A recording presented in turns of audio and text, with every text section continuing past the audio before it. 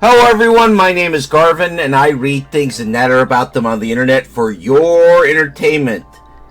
Today we're going to do an overview of various beings and creatures I ran into while doing my research that, for various reasons, didn't qualify as merfolk, so I haven't discussed them yet.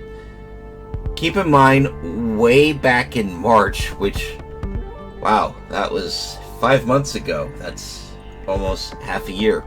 We have spent almost half a year just talking about merfolk. Way back in March, I set out the definitions for merfolk, at least the one I would use. They had to be aquatic, they had to be physical and alive, no ghost allowed, and they had to have a hybrid form that was part human, part aquatic creature like fish, sea mammals, sea snakes, amphibians, so on and so forth.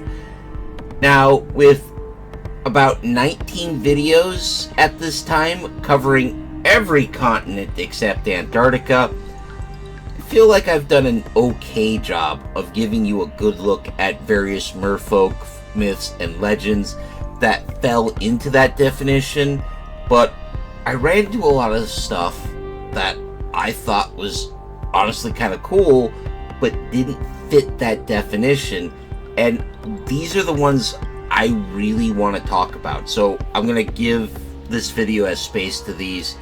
Now, I may come back and do more in-depth videos on these creatures on another day, but for now, let's just give everyone kind of an introductory look at that. Before we jump into the tour, I do want to note that this topic was selected by my Everwise patrons, whose ranks you can join for as little as $1 per month. If you prefer to make a one-time donation, you can also go to my Ko-fi site, which is linked in the description below. With that out of the way, let's start the tour, shall we? Let's start out in Africa, where among the Zulu people you have the Tokolos, a hairy little dwarf-like water spirit capable of turning invisible by swallowing a pebble. It uses this power to frighten children, cause illness, but can and will also steal the breath of people sleeping close to the ground, killing them by suffocation. The best way to fend them off is to put some bricks under your bed leg and sleep further off the ground so it can't reach you, because it's just a little guy. They can also be banished by various spiritual leaders.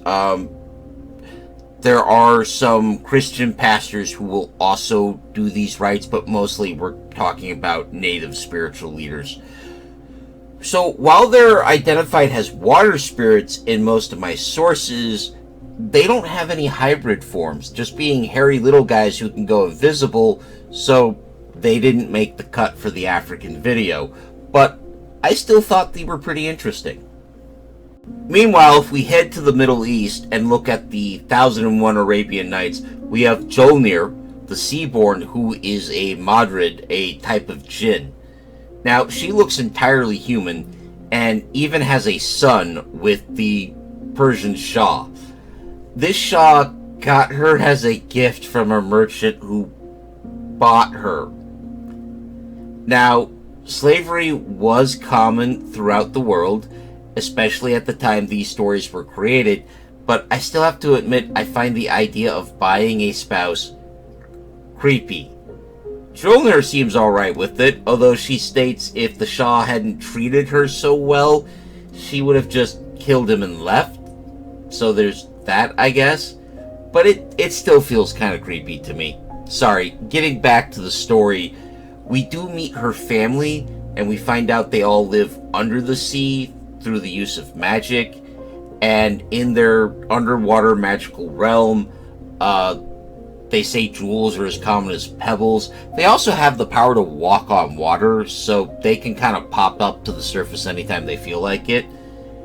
In this story, at least, the Marid act the same role as various water fae do in European stories, and other creatures that are fairly similar in Chinese stories. But once again, we see the lack of a hybrid form, so they can't count as merfolk.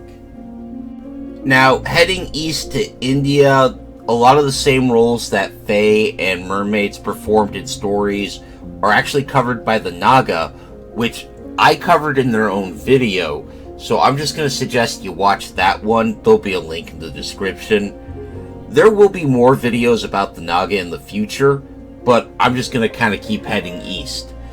In Japan, they told stories of the Queen of the World Under the Sea, the wife of the Dragon King Ka-Ryu.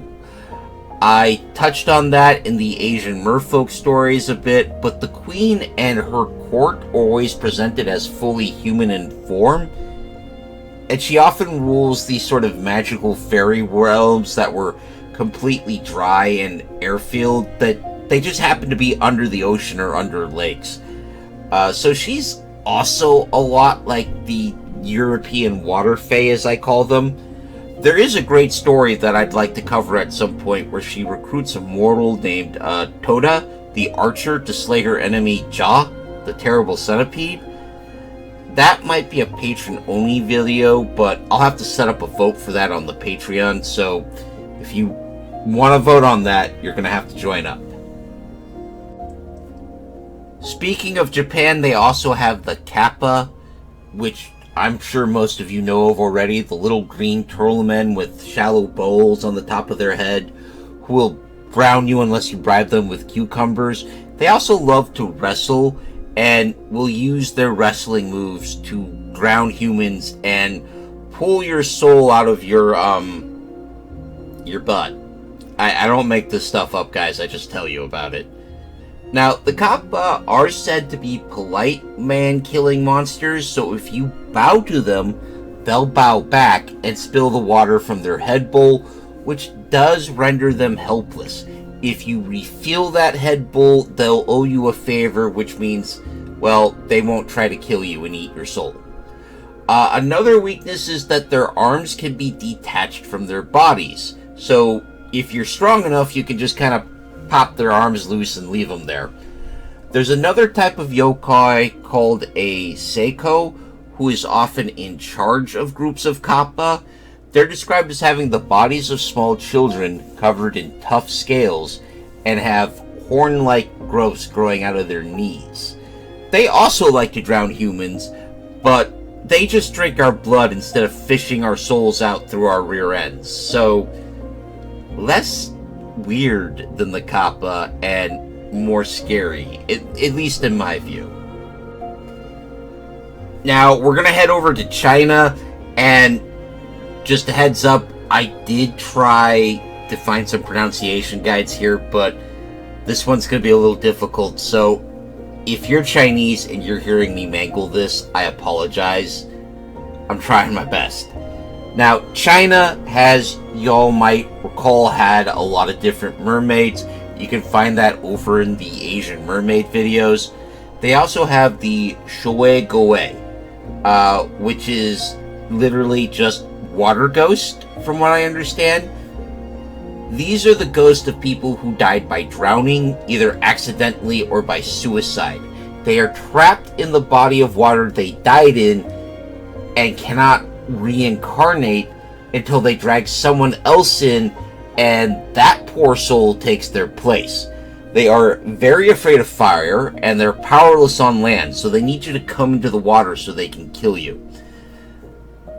I did find this to be a reoccurring theme, because there are water fae in Russia who are pretty much the same thing, and you may notice there's an awful lot of drowning going on here. Brace yourself, because that's gonna keep happening. I also have a story from China that I'd like to cover in more depth later, about a man marrying a shape-shifting princess who is also a dolphin, but no hybrid form, and she happens to be royalty in an undersea fairy kingdom. So, we'll be returning to water mythology in general in the future so I can cover these stories.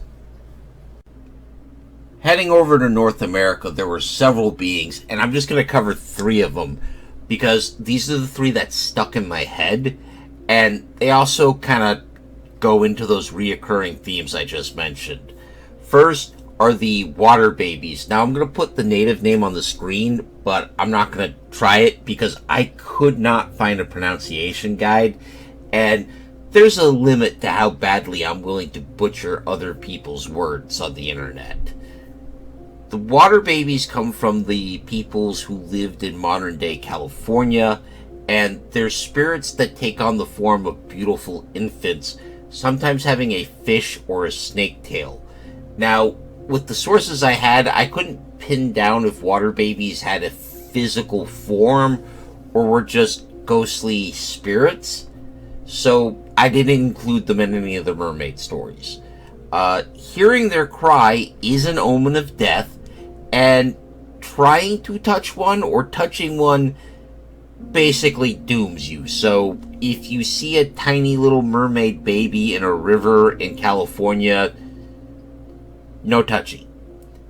Now, if you head further north to the Pacific Northwest or southern Alaska, you have the Kushtaka, a being that can appear as a person or as an otter, and often tries to lure people into the river or out into the sea so it can murder them. Kushtaka delight in preying on children and will steal children and torture them into the shape of an otter and leave them out in the wilderness to live as otters. Wow, that is some next level horror there. I'm gonna be honest. They are supposed to be terrified of dogs, however, so if you're gonna go out on a walk next to a river in the Pacific Northwest, bring Fido. If we look at the Inuit, we have and I hope I'm saying this right, I tried different pronunciation guides, so bear with me, the Kalupapnik, a humanoid being of the sea that creeps along the ice floes looking for unintended children to grab away. In some myths, they eat the children. In some, they turn the children into versions of themselves. And in still others, the children are trapped in a never-ending dreams as their lives are used to fuel this creature's extended lifespan. Which, wow. I'm going to be honest, every time I delve into Native American belief, I find new levels of scary, and it's amazing to me. So over in Europe, because I'm an English speaker and it's easier for me to access sources about European folklore and mythology, I easily found dozens of these creatures. But I'm just going to hit my favorites because some of y'all have been waiting for me to move on for some time now, and I don't want to turn this into its own video series and make you wait longer. So, just looking at my favorites, we have the Selkies, who are beings who can shift from human to seal form and back by putting on a special magical seal skin. Most of the stories revolve around mortal men stealing the seal skins of lady Selkies to force them into a marriage, and it never ends well for the man. The moral of this story is, don't force people to marry you. It's not just wrong and creepy, it'll end poorly for you. Moving on. In Germany, we have Nixies and Undine, who live in various rivers, ponds, and lakes, but look completely human. Now, the Undine are elemental beings on top of this, created by a medieval alchemist who called himself Paracelsus. I'll go into more depth on that in a future video, because I want to get a copy of his work first, and talk more about elemental spirits in general. There's also an 1811 novel by a German writer called Undine, who spins out this whole doomed romance between a human knight and one of these spirits, and I'll cover it at that point as well. I also ran into a lot of stories about creatures that I'm going to loosely group together under the heading of water fae. They usually appear perfectly human and live in various magical realms under seas or lake, and these realms are incredibly rich in gold and gems and cattle and sheep, and Like the Selkies, a lot of these fae show up in marriage stories, only both sides are usually willing partners, but the human has to agree to abide by strange rules. We've seen some of this in earlier videos, and if the rules are broken, no matter how much the fae partner loves their human spouse, they have to leave. These stories almost always end in tragedy, so they're interesting, but they can also be a bit repetitive after a while, and I do find myself wondering, what if this marriage didn't end tragically? What if this fae partner, hung around, and so these children, because these marriages are always noted as having, several kids, who sometimes have to leave with their fae parent, but what if instead you had a successful fae-human marriage, and these kids hang around with a parent who is a powerful fae creature who is happily living with their human spouse, playing house, for a better lack of term. What kind of childhood would you have with that? What kind of nuttiness would a person who grew up human but had access to fae knowledge and fae power get up to once they were old enough to head out on their own? I'm sure there are stories about that, but I haven't found any real good ones yet. I'll let you know if I do. Focusing on Scandinavia, we have the Fossigrim, who is a water spirit with real musical ability. Now, these spirits are usually masculine, and they're presented as playing the fiddle or the harp, and they're so good at it that even tables, chairs, and newborn babies will jump up and start dancing to the tune. That's pretty good. So, the good news is the Fossigrim is willing to share his talent and teach you how to play music so well, and I quote, "The forest will dance and the torrents will stand stock still to hear you." He is, however, a picky teacher when it comes to payment and when he'll give lessons. A Fossigrim will only teach you on Thursday night, and only if you bring a white goat with its head turned into a north-facing waterfall. If you're not willing to go to that lengths, you can just bring him some smoked mutton, but only mutton, no chicken. He wants the good stuff. If there's enough meat on the bone, so don't be stingy, he'll take your right hand and drag it across his fiddle strings until he draws blood, sealing the pack. Honestly, this is a lot less expensive than the stories I heard about meeting Lucifer on dark crossroads and selling your soul for musical ability. This guy just wants a good home-cooked meal of smoked mutton. I think we can all sympathize with that and agree that this is a fair deal. Bring this guy his sheep meat and become a musical genius. I don't have a problem with this. This last group I'm going to talk about is honestly my favorite out of the whole bunch, and I hope you'll enjoy them too.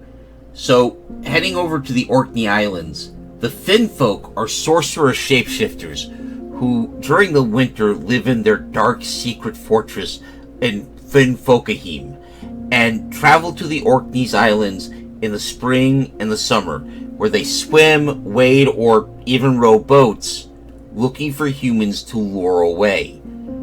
Those humans they entice away from their homes are taken to their summer home on the island of Hildeland, sometimes called Heather Blether, where they force these humans into marriage. Now, the Finnfolk prefer human spouses, both men Finnfolk and women Finnfolk who are called Finnwives, because in at least one source, Finnmen who marry Finnwives lose their powers and become slaves, and in all my sources, a Finnwife who marries a Finnman loses her beauty and youth, aging 7 years for every year that passes. I can kind of see the appeal of marrying a human instead in that situation. I really can. Now, my sources are divided on the fate of those humans they marry, but most of them declare that the human spouses are held in what's practically slavery. Finfolk are said to have the power to make themselves invisible, through illusion create fleets of phantom ships, and row from Norway to the Orkneys in 7 strokes of their boat oars. They also have a deep love of silver, and will stop everything to get a silver coin. So, if a Finwife or a Finfolk is chasing you, throw silver, if you have any, as far away as you can and run in the opposite direction, because they will stop chasing you to get that silver.